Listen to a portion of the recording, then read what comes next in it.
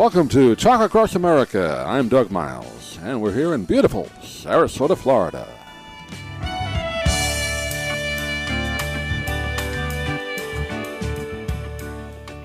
And joining us now on our Book Talk segment, great to welcome a woman who's written a great new mystery, and that's her specialty. This one is called Let Me Lie, and we're joined today by international best-selling author Clare Mackintosh. She had the previous books called I Let You Go and I See You, and this one is in that genre again, and Clare Mackintosh joined us by telephone today. Clare, good to talk with you. How are you? I'm great, thanks, Doug. Thanks so much for having me. Yeah, good to have a chance to chat with you for a couple of minutes about the book. First of all, congratulations on the success of the previous two books. Must make you feel good as an author anytime it gets out there, right? You get great press for this one coming up as well, so that's a great accomplishment. Thank you. It does make me feel good. It also makes me feel terribly scared. It's a sort of double-edged sword. There's a lot of pressure that comes with having had a couple of successful books. You need to know that you can do it all again. You have to, yeah, it's true. There's a little pressure there. You have to follow it up, but you've done it so far with the previous two. I'm sure this one, just from reading some of the reviews already, and I had a chance to look through the book a little bit. Again, for people that may not be aware, you actually worked in the police force, right, over in the UK. To give a little background of that for the people that aren't aware. I did, yeah. I was a police officer for 12 years, and I really loved it. It was a great job.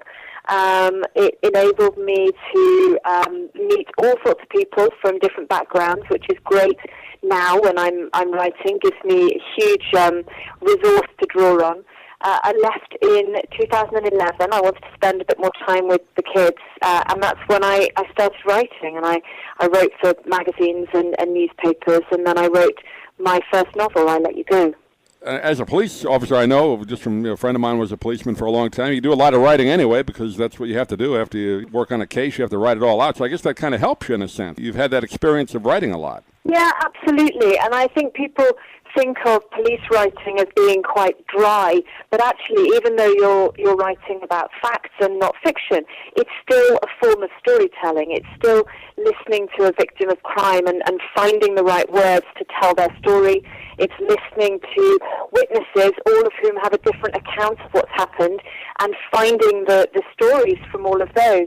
And of course, speaking to offenders, interviewing criminals, and trying to piece together what's true and what's not, and then presenting all of those stories to a court so that a judge and jury can decide on the fate of an offender. And so all of that is very familiar, actually, compared to what I do now as a writer of fiction. Well, let's talk a little bit about the plot of the book. Again, I don't like to give away too much, but it involves obviously a case where suicide is involved, but there's more to it. I'll let you give a brief synopsis, if you would. Yeah, so we're the book is narrated by Anna, who's a new mum, and whose parents took their own lives the year previously, several months apart, but in near identical situations. And Anna has always struggled with believing that her parents would commit suicide. She doesn't feel that they would abandon her like that. It's not the sort of thing they would have done. And she believes that they were murdered. And when she receives an anonymous note on the anniversary of her mother's death, which is when we join the story, this gives her the confirmation that she needs, that all is not as it appeared. And so she goes to the police to ask them to open the case. And there she joins forces with retired detective Murray Mackenzie, who's now back working as a civilian in the police force, and they start to look into Anna's parents' lives and deaths. The name of the book is Let Me Lie. Clare Mackintosh has been our guest, and we thank her for joining us today on this edition of Book Talk on Talk Across America.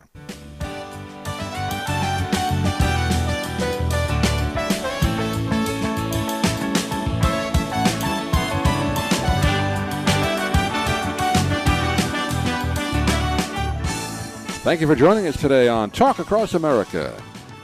Please visit our website at dougmilesmedia.com for more great interviews and content. And if you're interested in any of the books we talk about on the program, please click the Amazon link on our website. It helps support the podcast. Thanks for listening. We'll see you again real soon here from beautiful Sarasota, Florida.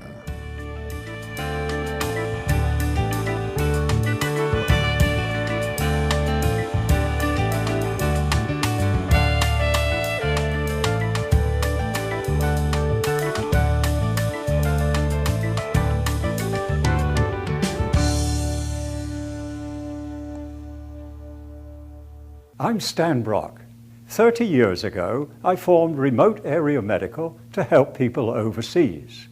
But then we found generations of families in America isolated by poverty from the health care they need. Together, we can take dental, vision, and medical help to 1 million adults and their kids, right here at home in the United States of America.